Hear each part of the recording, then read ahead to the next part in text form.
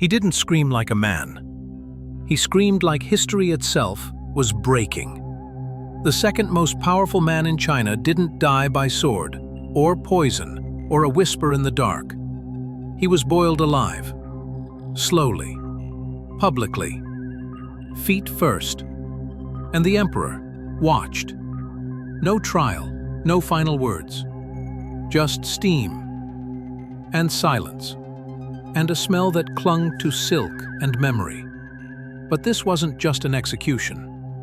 It was a message. A purge that started with one man and ended with thousands, burned, vanished, erased from time. This is not just a story about power. It's a story about paranoia so deep it turned loyalty into treason. About a government that tortured words until silence became the only way to survive. You'll see how a chancellor became a ghost, how fear rewrote the law, and how one scream changed an entire empire. And if you think the worst part is that they boiled him alive, wait until you see what they did after he was gone. He screamed, not like a man, but like the air itself had learned pain. Skin came away in sheets, muscle dissolved, and memory turned to vapor. The smell of human fat laced the scented air of the imperial court. He wasn't hidden away in a dungeon or dispatched in the night. He vanished in front of everyone, inside a hall where empire was law and silence was survival. This wasn't punishment. It was performance. In 1380, one of the most powerful figures in China was lowered into a cauldron of boiling liquid. No sword, no rope, no poison. Just heat and the weight of watching eyes. The emperor was present. No prayers were spoken, no final words allowed. Only steam and the stillness of men too afraid to blink. This was not about justice. It was a message. His name was Hu Weiyong. He wasn't just a bureaucrat. He was the chancellor, the emperor's right hand, a man whose signature could reallocate provinces, raise armies, or end famines. His words settled unrest. His edicts tightened the pulse of the state. He never sought glory. He brought results. And perhaps that was his greatest mistake. He had climbed through the ranks of scholars, passed the impossible exams that filtered China's elite. Brilliant, composed, devoted. The emperor noticed, but he didn't see a partner. He saw a tool, sharp, clean, and reliable. Hu played the part. He helped build the new order from the ruins of Mongol rule. But in a world where excellence attracts attention, he forgot the cardinal rule: do not be noticed. Emperor Zhu Yuanzhang was not born into power. He bled his way there. A monk who starved, a rebel who fought, a man forged by plague and betrayal. He didn't trust bloodlines, he trusted fear. He survived not by kindness, but by eliminating threats before they became lethal. To him, allies were only safe until they became too valuable. Then they were suspects. The more competent Hu became, the more dangerous he looked. His silence became suspicious. His reach, subversive. Whispers bloomed like mold. He was building a network, they said. He had ambition. He had sorcerers. None of it was proven. None of it needed to be. Hu was seized. Dozens followed. The interrogations weren't questions. They were rituals. Screams were recorded as confessions. People admitted to anything, plotting, betraying, conspiring, just to stop the agony. A narrative was constructed. Hu was preparing to seize the throne. He was painted as a snake, not a statesman. And snakes, they said, deserved fire. The emperor didn't want Hu dead. He wanted him remembered. Not as a man, but as a warning. Death by sword is too merciful. Hanging is too quiet. Boiling, it speaks. It echoes. The palace became a furnace. The cauldron was prepared days in advance, fed with sandalwood and cedar to sweeten the smoke. Officials received formal summons, neutral in tone, lethal in effect. They arrived in silence, not knowing what they were about to witness. Refusing was never an option. Hu walked past the very halls where he once ruled. Some said he still held his head high. Others said he wept. The truth was unrecorded. It didn't matter. What mattered was that he was seen. They did not drop him. They lowered him. Slowly, feet first, alive. That was essential. He didn't scream words, just sound, raw, primal, impossible to ignore. It tore through the marble quiet. One minister fainted, another vomited. Both were never seen in court again. The rest stood. They had to. Watching was part of the sentence. The emperor watched, without reaction. When it ended, there was no body, no ashes, only scent and steam that clung to robes and skin like a second memory. The execution was over, but the lesson was permanent.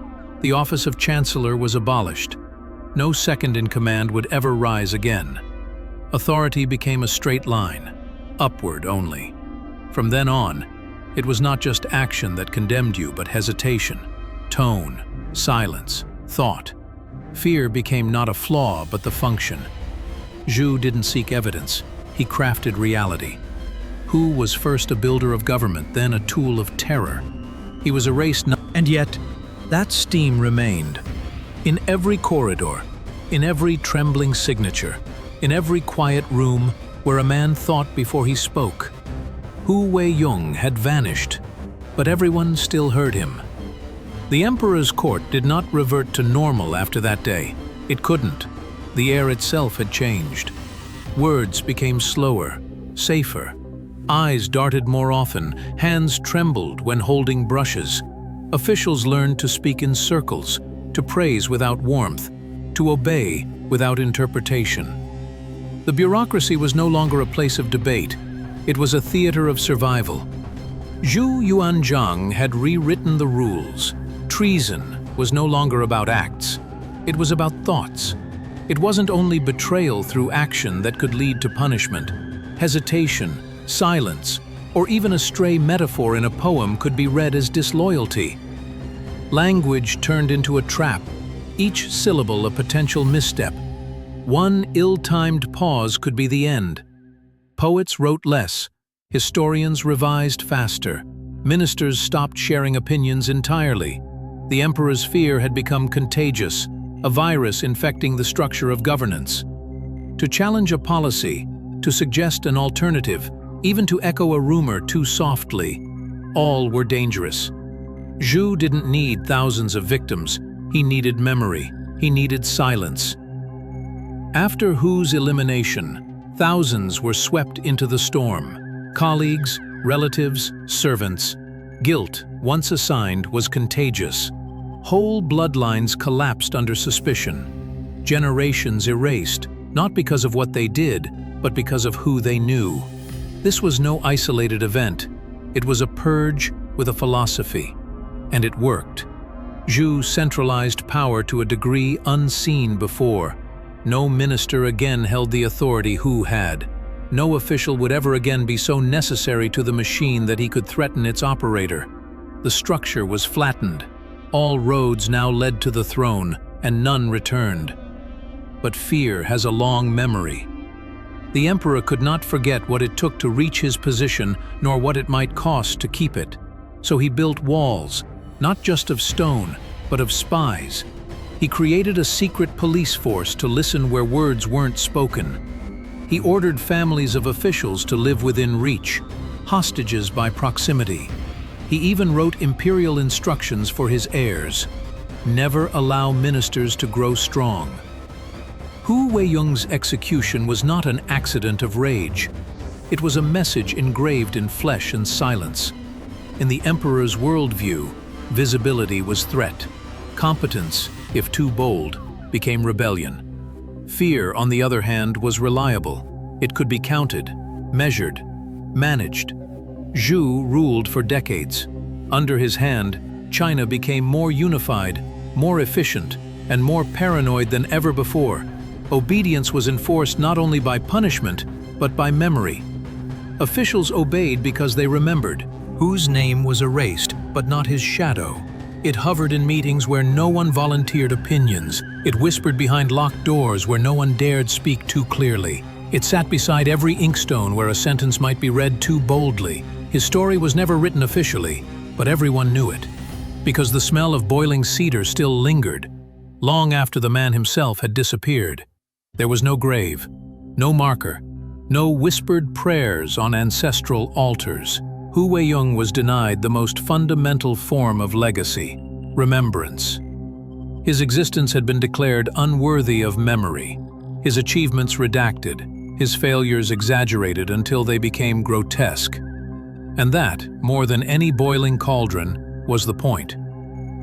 Autocracies don't just punish the body, they erase the meaning.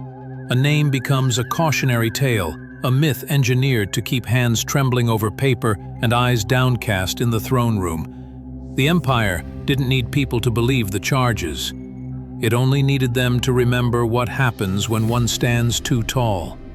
And so, over time, Hu transformed again, from a chancellor to a ghost, from a ghost to a metaphor, and from a metaphor to an unspoken rule. His disappearance became a foundation stone of imperial behavior. Every silence in court, every overly cautious reply, every rewritten document bore the weight of a man no one could name, but everyone feared becoming. In that sense, the boiling never really ended.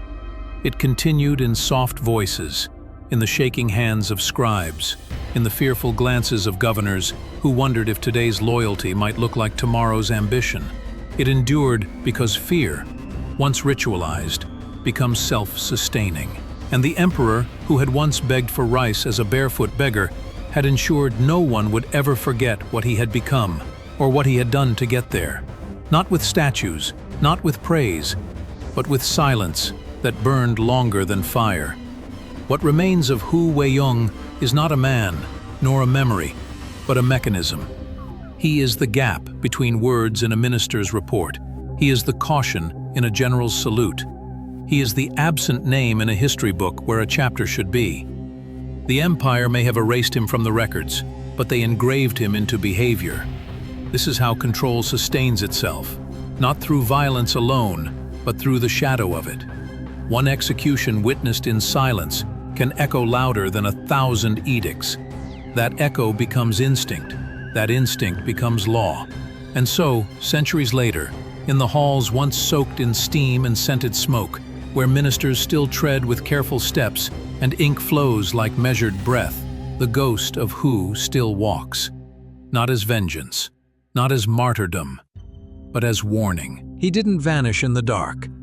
He wasn't led through a side gate or silenced behind thick stone. He was brought forward in daylight, through the very halls where his voice once steered a dynasty. Hundreds stood watching. Some gripped their sleeves to hide shaking hands. Others dared not move at all. The cauldron, dark and wide as a tomb, waited in the center of the court, its metal skin already humming from the heat beneath. No one explained why. They all knew. His name had once been synonymous with order, precision, stability, the kind of man whose handwriting could alter the fate of provinces, whose calm presence eased storms within the empire's bureaucracy. His rise had been sharp, propelled not by lineage, but by brilliance. In another time, he might have lived to shape policy for decades. In this one, he had been marked. The ruler he served was not born into grandeur. He was a survivor, a child of famine, a monk who wandered for bread, a fighter who rose from ash to claim the mantle of absolute rule. He had no patience for ideals once he reached the top. He trusted neither praise nor loyalty. In a world where betrayal had teeth, he sharpened his own first. At first, their relationship was a machine of necessity. One built, the other commanded. One organized, the other conquered. But over time, admiration soured into anxiety. The servant had become too effective, too indispensable. In the emperor's eyes, usefulness was no longer virtue. It was visibility, and visibility was danger. He was accused, but not in the usual sense. No trial unfolded, no evidence was brought to the light. What existed were whispers, suggestions of ambition, rumors of secret conversations, of thoughts that wandered too close to forbidden dreams. Enough to ignite fear, more than enough to justify action. Once the decision was made, the process followed like a storm. He was detained, not as an enemy, but as a symbol. Not dragged, but displayed. The accusations inflated as they passed from hand to hand. It was no longer about distrust. It became a tale of plots, foreign contacts, hidden rituals. The fiction grew richer with every telling. He had supposedly designed imperial seals for himself. He had conspired with those who longed for the old order. He had sought to rise beyond his role. No one believed the full story. They didn't need to. They only needed to witness the outcome. In the days leading up to the final moment, the palace shifted. Fires were stoked, not just for heat, but for aroma.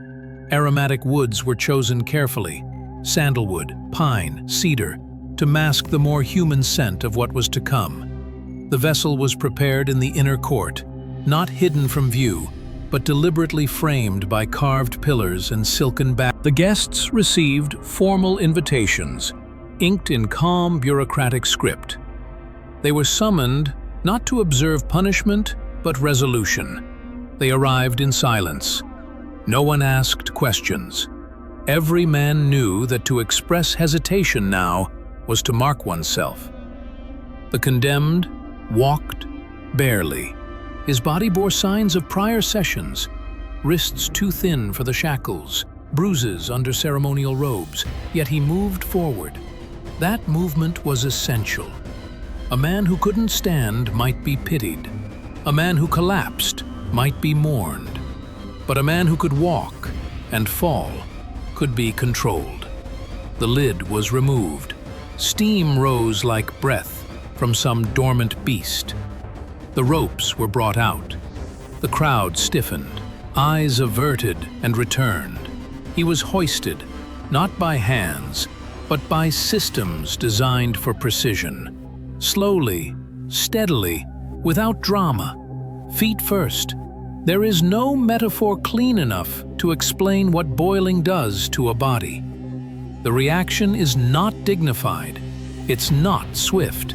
It's a series of betrayals, from skin, from organs, from the mind that cannot comprehend what it feels. He screamed, not in defiance, not for forgiveness, but because the body has limits, and he had found them. When it was over, there was nothing to return. No remnants, no ashes, no closure. His name was erased from records. His portrait defaced. Officials were instructed never to speak of him again, not even in cautionary tales. And yet, he was everywhere. In every silence that followed, in every overly formal reply, in every policy passed without discussion. The lesson wasn't in what he had done, it was in what had been done to him. The emperor continued. With fewer ministers and more control, he dismantled roles that might rival his own. Delegation became danger. Collaboration became risk. Thought became suspect. And so, the officials adapted. They stopped thinking ahead. They stopped thinking aloud. They existed to record, to echo, to survive. Language itself changed. Poetry faded. Correspondence turned skeletal. Historians revised more than they recorded. The system rewrote its own past, cleaning the edges where uncertainty had once been allowed. Over time, even the memory of his policies blurred. His reforms were no longer his. His decisions became imperial. His legacy dissolved into the institution he helped build. The purge didn't end with him. It rippled outward. Colleagues, families, acquaintances. Entire villages became suspect by association. Children were questioned, homes searched, generations silenced. The act of knowing him became a liability. In his place, nothing rose. That was the intention. The ruler, once a barefoot wanderer, had forged an empire that echoed his own past, filled with suspicion, isolation, and control. He built a government that reflected his fears, and in doing so, ensured that fear would outlive him. His instructions to successors were clear. Never trust what is clever. Never allow loyalty to overshadow dependence. Never forget what happens when power is shared. And they remembered. Because the cauldron, though long cooled, had done its work. Not in ending a life, but in reshaping the logic of an entire empire. One act, carried out with ritual precision, had taught generations that survival depended not on loyalty, but invisibility. The man who had once organized armies and stabilized provinces had become a shadow that made others speak in softer tones, that made pens pause over paper, that made ambition feel like temptation. He was erased from history, but not from behavior. In that, he remained, as a presence in absence, as a reminder in restraint. He had not been silenced. He had been transformed into silence itself. The fear didn't fade, it calcified. Where once there had been murmurs of discontent or private counsel among trusted colleagues, now there was only ritual. Every interaction with the throne became performance. Every silence carried weight. No one asked why. No one reminded anyone of what had happened. They didn't need to. Memory had shifted from something spoken to something carried in posture, in breath, in the refusal to look too long at the center of power. Across the empire, the effects were just as precise. Regional governors, who had once been innovators, became careful managers of compliance. Edicts arrived from the capital and were obeyed without commentary. Local needs were muted in reports, shaped to align with what the emperor might wish to hear. Truth became dangerous unless it served the shape of imperial comfort. The intellectual class, once the pride of the state, found itself walking on glass. Teachers revised syllabi. Confucian ideals that emphasized loyalty and virtue were stressed, but reworded so that loyalty meant deference and virtue meant invisibility. Students no longer studied to excel. They studied to disappear in plain sight. The secret police expanded. Their presence wasn't overwhelming in number. It didn't need to be. The knowledge that they listened, that they reported directly to the emperor, that no one was ever sure who might be watching, that was the control. Informants were recruited quietly. Some volunteered. Others were coerced. Everyone suspected everyone. And in such a world, the administrative tools of fear became refined. The language of imperial orders shifted subtly. Instead of commands, there were reminders. Instead of threats, there were expectations. To disobey wasn't just to defy power. It was to signal instability, to reveal one's own lack of self-discipline, to question the moral order of the world itself. In the palace, the emperor became a fixed point around which everything else orbited in silence. He was not merely obeyed, he was anticipated. Ministers prepared responses before he asked questions. They studied his expressions, his moments of pause, the temperature of his voice. Bureaucracy became divination. Art changed too. Portraiture became more stylized, less individual. Calligraphy lost its flair. What had once been creative expression became conservative replication. Even architecture echoed this shift. New government buildings were symmetrical, rigid, and imposing. They reflected not beauty, but control. When foreign emissaries visited, they remarked on the stillness. The capital was efficient, yes, but it pulsed with a kind of muted intensity, as if every stone remembered something it could not say. Diplomats observed meetings where no one truly spoke unless spoken to. Gifts were exchanged, ceremonies observed, but genuine dialogue was impossible in a hall where memory had replaced trust. Even in the rural outskirts of the empire, the echo reached. Village elders instructed their youth to lower their gaze, to keep opinions short, to honor the throne with more silence than speech. Imperial authority was a fog that moved not with armies, but with stories. Stories no one dared tell fully, but everyone understood by the shape they left in the air. One generation passed, then another. And yet, the absence of Hu Weiyong remained tangible. His name might have been lost, but the structure his fall reinforced became permanent. The state no longer feared individuals rising above their station. It had built-in systems to ensure they couldn't. Innovation was discouraged unless directed from above. Thought was safe only if it mirrored imperial mood. Ironically, the more total the emperor's control became, the more fragile it was in reality.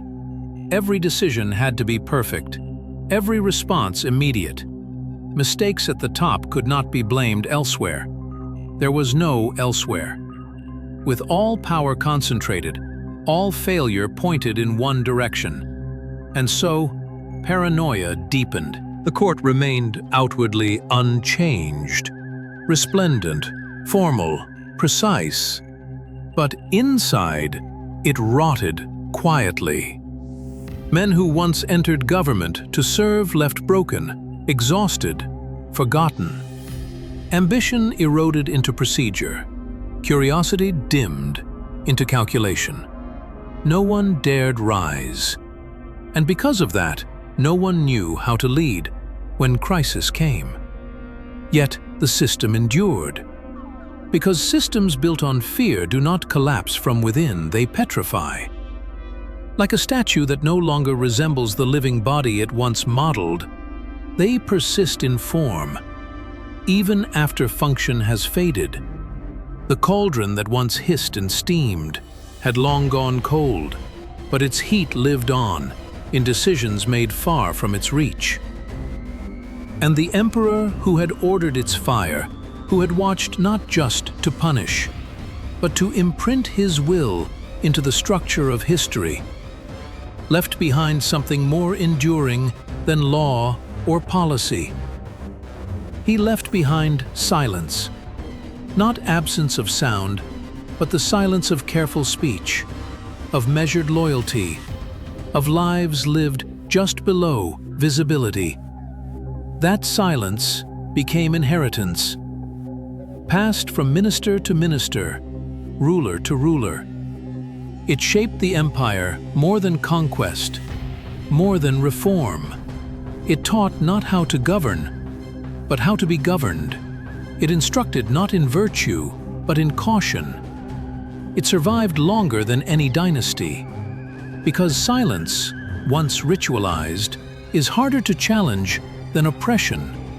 It offers no open wound to protest. It gives no name to confront. It simply waits and watches. And somewhere in that silence, in the unread passage of a history scroll, in the echo of a minister's restrained speech, in the careful angle of a calligrapher's brush, the memory of Hu Weiyong lingers. Not in the facts of what happened, not in his policies or his papers, but in the shape of what everyone learned to fear becoming. He was not remembered, he was repeated, and that is a legacy more complete than memory could ever hold.